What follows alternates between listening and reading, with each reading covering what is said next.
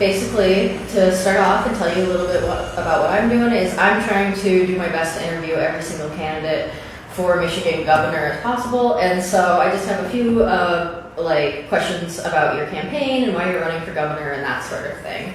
So my first question for you is, why are you running for governor? What inspired you to decide to run? The people of Michigan really inspired me to run. I'm an average guy. I'm a truck driver. I ride a Harley. I coach baseball. I'm a dad. And I ran for Congress last year, U.S. Congress in the 8th District, which is Genesee, Saginaw Bay, and Midland County. And I lost the primary. But after the primary was over, I respected the general process till November 5th. But we had received almost 300,000 emails from people all over the state, not just my district, saying, you got to keep fighting for us. You got to keep, putting pressure on Lansing. Don't give up. Don't be a one and done candidate. And then somebody sent an email that said, Mr. Hudson, you did a great job, even though you lost. You could be an amazing governor for the state of Michigan. And when he said that, I started thinking. And it took me until the middle of December to decide that I was going to throw my hat in the ring, and then January for me to make the public announcement that we were going to run. And by then, Eric Nesbitt was already in the race. So we were the second Republican that had jumped in the race. And then Mike Dugan and Jocelyn Benson were the other two at that point in time. So we're just, we're tired of being overtaxed. We're tired of our property taxes going up. We're tired of misrepresentation. We're tired of seeing solar panels take over our farmland and wind turbines popping up everywhere, ruining the geography of our beautiful state. And you can go back 20 years or more, and we haven't had a governor that truly represented the people. So I think the people are ready for something new, something different. So I said, we'll give it a shot. All right, I gotcha. So my next question is, what's your campaign strategy this time around? Like, how do you plan to reach out to voters? What kind of campaign stuff you got going on this time around? So we are a little unorthodox with how we campaign. We have fun. For example, yesterday coming through St. Ignace, we had our first pasty. Is it pasty or pasty? Pasty, yes. Pasty. I'm sorry, it's pasty.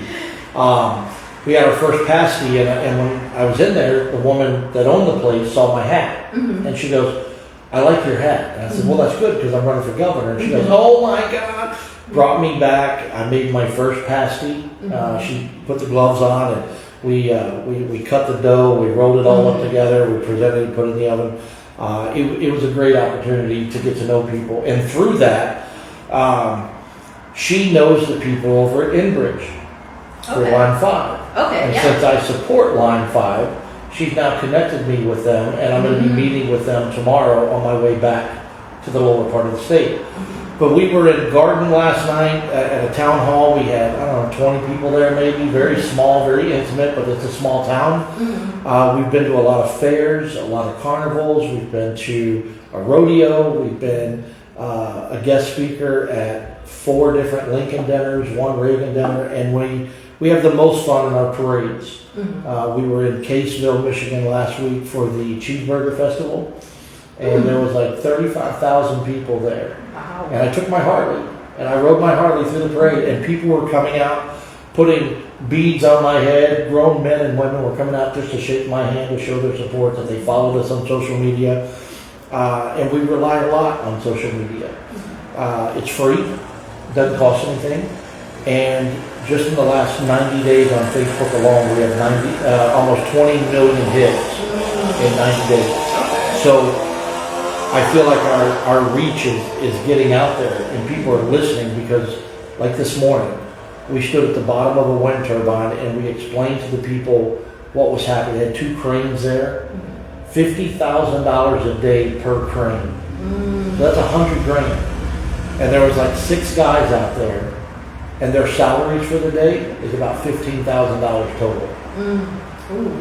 So in the 2 days, yesterday and today, we were in Garden, you got $230,000 worth of cost for 1 turbine.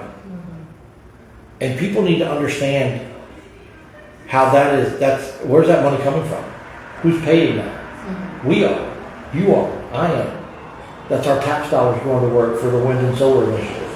And that's why we want to end that initiative in Michigan because it's a failed initiative. It doesn't help us. Those turbines in Garden are contracted to Kentucky. So that energy that's being collected is going to the grid and sold to Kentucky, not to Michigan.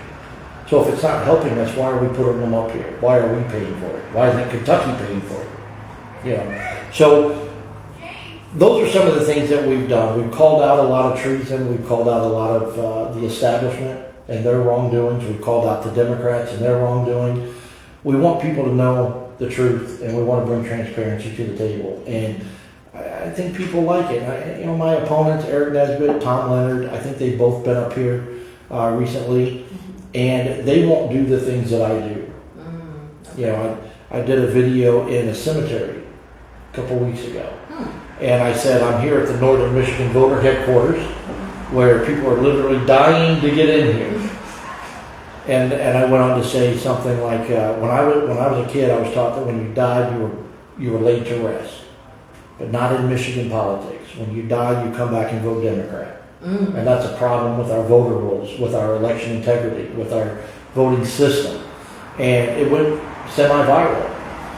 You wouldn't see any of my opponents talk about that in the way that we talked about it. And I think people like the fact that we're raw, that we are not afraid to say what we need to say. And I think that differs from what the other guys do, the typical suit and tie and political smile and tell you what you want to hear. We tell you what you didn't know and leave it up to you to decide how you want to handle that. So I think that's what sets us apart. I see. So you kind of already answered this in your previous answer, but my next question for you is if you were to be elected governor, how would you plan to serve the people of Michigan? Well, that's the greatest question anyone's asked me, because you actually use the word serve, right? Too many times in Lansing, people get elected and they feel like the people serve them. Well, we're not sheep, we're the shepherds. They work for us. And I think with everything that we stand for, with getting rid of property taxes, getting rid of the state income tax, getting rid of no-fault car insurance, getting rid of the annual auto registration on our vehicles, protecting the Second Amendment rights, getting rid of the red flag laws, protecting women's rights, protecting farmland, getting rid of wind and solar, and the list goes on and on and on. That's how you serve the people. You address the people's concerns, and you don't override them. The city of Mundy Township, they're going to build a semiconductor. They bought 1,100 acres, 1,200 acres of land, of farmland, and they did it behind the people's back. There's 4,500 people that live in that town, and they all voted no. But the 7 members on the board, there's 4 or 5 of them that took the majority, and they passed it. And they just paid, MEDC just paid $259 million to a ghost company to build the plant. They left. They backed out. And they kept the money. $259 million. That's enough money to fix every road in the UP. Quick, fast, and in a hurry. And we just let that go. And there's no way we can recoup it. So to represent the people is to bring back local control and let the counties decide based on majority vote of the people, not the representatives in Lansing, but the people to decide. Do we want wind and solar? Do we want to own chickens in our backyard? Do we want to be able to have a garden in the townships? Those are things that the people need to decide, because the people are the ones that own the property and the house. And I think when we get these agendas accomplished, I think we're going to give the people of Michigan a better quality of life. You go to work, you struggle, you know what it's like to live paycheck to paycheck. I'm sure, with high gas, high insurance, high rent, high mortgage, everything just increasing. Wouldn't it be nice if you got to keep the majority of your paycheck for you, for your family? If you're married or have kids, your money goes to them, not people you don't know in Lansing. So that's kind of where we're at. We want to flip the script and put your money back in your pocket and literally represent and serve the people rather than control and demand from the people. And I think that's what's happening in Lansing. Whitmer wants to raise our taxes 40%, and we don't have a say in that. We don't. That's not democracy. That's not following the Constitution. That's not serving the people. So, sorry, I don't know what that was. people are happy here. They like their horns. Yeah. They honk in his truck too. He's got all that Hudson stuff on it. Oh, yeah. That happens decent amount up here. Yeah, people get really excited about stuff up here. Yeah. Yeah, so we're excited here. We're here. I haven't been to Marquette in probably 2 years, and the last time I was here, we I don't know if it was legal or not, but we put the ice skates on by the loading docks over here. Oh, yeah, yeah. Where it froze over, and we skated out there for, I don't know, 15 minutes, but nobody else was doing it. We did it. But I mean, it's beautiful up here, and we're honored to get the opportunity to speak tonight in what could be a rather large crowd from Houghton, Isfaming, Munising, and Marquette. So we're hoping to draw a pretty good crowd there and get our message out to the people and hopes to get their support. And we understand that, you know, Marquette is a little more left-leaning, and that's okay. It's okay. What's important is that the people on the left understand, the same as the people on the right, our objective helps both sides. We're not here to split the water or create the tension. We're here because Democrats pay property taxes too, right? It's not just a Republican thing. Democrats pay for no-fault car insurance, right? It's not just a Republican thing. So It's an American thing. we are putting together an agenda that literally helps the entire state. It's not left or right. It's not red or blue. It's not split. It's all or nothing. You know. So yeah, we're excited. We're excited to be up here. Yeah. Well, I appreciate you with your busy schedule you've got going on up here. I appreciate you making time for me. It really means a lot. So thanks for that. No, thank you. And where are we at right now? We're at the Crib Coffee Shop on 3rd Street in Marquette. So I highly recommend that if you haven't been here, you should come because it's one of my favorite spots. And they have the awesomest name brand for one of their coffees. It's Crappy Coffees, but it's the fish, CRAPPIE, then coffee. But is it So good? awesome. Is it Yeah, I got seconds. I don't drink coffee. It's not crappy. No, Crappy it's coffee very good. It's good. It's kind of like me. It's opposite day. No, there you go. No, I got a caramel macchiato latte. I like the caramel from Starbucks or whatever. And the venue is beautiful. So if you're in Marquette or you're close by and you want to come down to the Crib, it's on, what street is this? 3rd Street. It's on 3rd Street. We're upstairs in a private room. We got the windows open, a cool breeze coming in. We're enjoying our coffee, casual conversation. And this is a really cool place, like original hardwood flooring. The decor is phenomenal. So if you're up here in Marquette, Jason and I will probably be here for a little bit. I know you probably got to get back to work. But we'll be here for probably another 20 minutes or so. If you want to stop by and say hello, we'll be glad to shake your hand and say hi. But other than that, we're good. Yeah. I've just got one more question for you. All right. So if there are any key messages that you want voters to take away, like maybe voters who aren't familiar with you or familiar with like what you've done before, what are some key messages about you and your campaign that you want people to know? Well, my whole agenda is to fix Michigan, like the hat says. You know, we take pride in our ability to fix the education system, to actually fix our roads, our infrastructure. And I've been a working man my whole life. I've rolled my sleeves up. I'm a truck driver. For 21 years, I've been guiding this country forward because truck drivers don't drive backwards, right? And we want the opportunity to drive forward from Lansing. And to do that, we need the support of the people. Whether you're a Democrat or a Republican, it's support. We all know the state of this country right now, or the state of this state right now. And 7 years ago, six and a half years ago, we were a lot better. Whether you liked Snyder or not, we were a lot better. And our budget was $54 billion. Now we're at $84 billion. We had a $9 billion surplus. Now we have no surplus. And my goal is to cut government by 30%. And that 30% will get us back to the mid-50s, which even then was the largest budget the state has ever seen in the history of the state. But it's doable. There's departments like MDOT, there's departments like Eagle and the NRC that they're a waste of money. They're a waste of taxpaying dollars. There's other ways to do things. So we tell people what's written today was unwritten yesterday. And I'll give you a quick story, and we'll let you get back to work. Abraham Lincoln in 1860, he went to Congress and he said, "Listen, fellas, I need a new way to fund the war, the Civil War. We're running out of money. Our troops are getting hungry. We're running low on ammunition. We need another way to fund the war." So Congress went down to Starbucks. They had their donuts. They had their coffee. They started talking, and they found an idea that would work. And they voted on it. They passed it. They took it to Abraham Lincoln, and he signed it. And that became the Revenue Act of 1861. In 1952, the Revenue Act of 1861 became the IRS.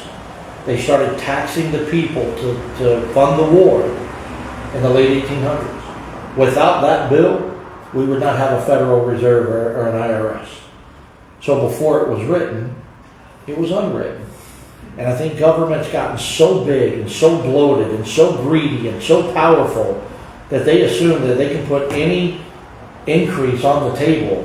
They're going to sign it, and what are we going to do if we don't pay it? We feel we're going to get in trouble. We're going to go to jail, tax evasion, or we're going to pay fines. Listen, that's not the case. There's other ways to do it. We have to think outside this room. Let's say this room is status quo. We have to think outside the room. And there's a whole world of opportunities, of ideas to revolutionize the state and revolutionize how we collect taxes and what those taxes are for, rather than being so generic. The general fund, the rainy day fund, the gas tax is supposed to go to the roads. The marijuana is supposed to go to the roads. The lottery is supposed to go to our schools. Where's it going? We have more people gambling now than we did 10 years ago, but yet our roads are still falling apart.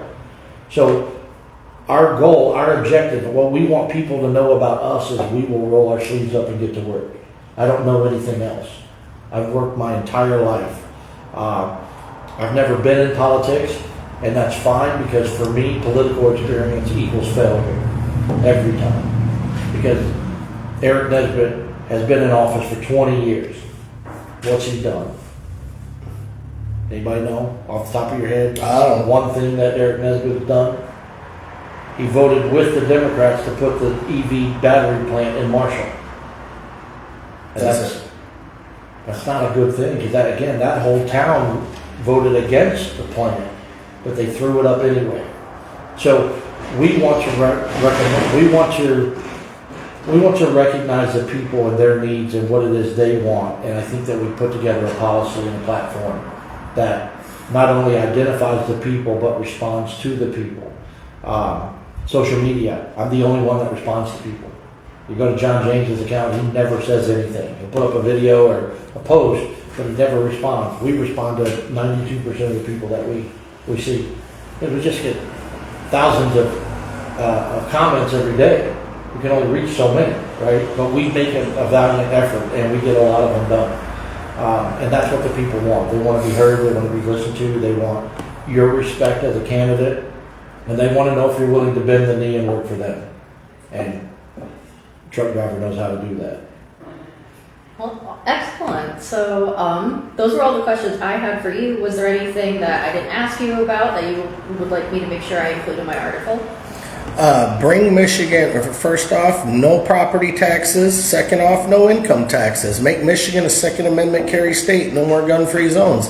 Next is go back to your fault insurance instead of no fault, where the insurance companies rake us over the coals. That's what got me started with him. Okay, gotcha. Yep, and then we don't want to forget the auto registrations, because before we were billed on our birthdays for a tag, you used to buy the tag one time and it stayed with the vehicle. And nothing changes on your tag. Your insurance, your address, your personal information. Every year that you have the same information, you should not have to renew your tag. If you move or get a new insurance company, you can pay $20. People would be happy to pay $20 to update their tag versus $200 or $300 a year, right? So just another way that we want to put money in your pocket. And, I'm all for progress, but we got to protect the history and traditions of Michigan also. And I think that's what we're fighting for with the wind and solar, is protecting the integrity and the history of our beautiful state. Because when all the land is contaminated, when Solar panels are everywhere. We can't go back from that. You know, we can't farm on contaminated soil. And there's a lot of farmland up here in the UP. And a lot of wolves. We know there's a lot of wolves. And we're gonna work on that too. So. Well, awesome. Thank you so much for your time today, Anthony. Yeah, I really thanks for having appreciate me. it. I appreciate it very much. Yeah, of course, not a problem. Anything before I cut it? No, you're good. Finish.